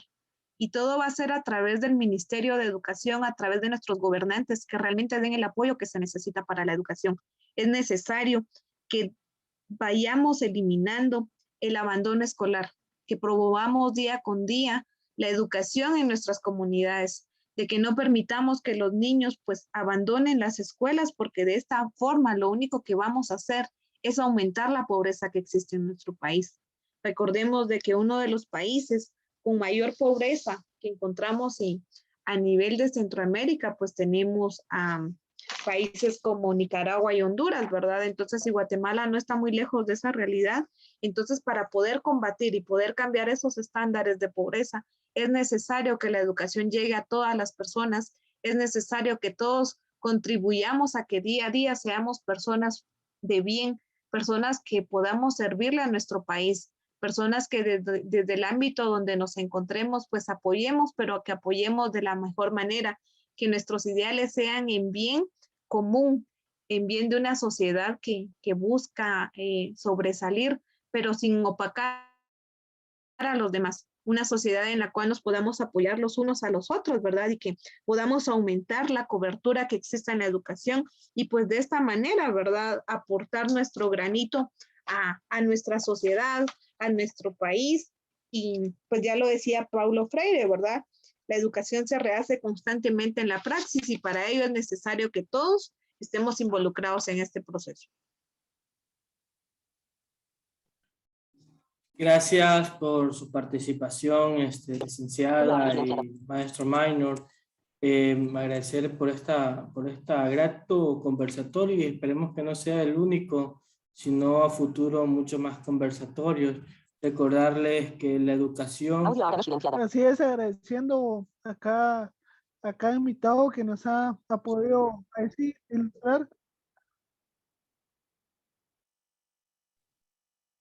Bueno, al parecer no se te escucha, Julian, pero sí, agradecerle por sus aportaciones que son muy importantes, muy relevantes, ya que esto debemos entenderlo, que la educación no solo es un derecho de un derecho de los estados, sino es un derecho universal que está plasmado en la Convención y en organismos internacionales, que a través de ellos busca el desarrollo de las sociedades.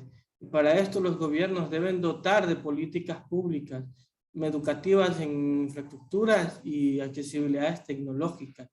Y para esto hacemos un llamado a trabajar mucho más en la educación, que es el presente y el futuro de una nueva generación. Invitarlos también a que se suscriban a nuestro canal de YouTube como Análisis de Política Internacional y que nos sigan en nuestra página de Análisis de Política Nacional e Internacional. Para esto le doy la palabra a mi compañero Julian Morales. Julian.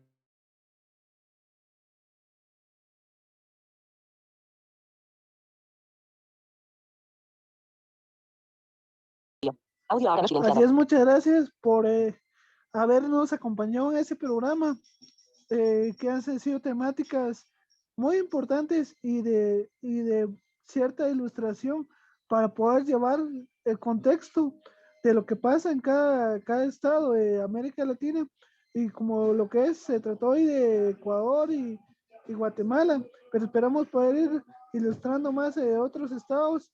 Y muchas gracias a todos y motivando a que nos puedan seguir en Facebook como Análisis de Política Internacional y en YouTube como Análisis de Política Internacional. Saludos a todos.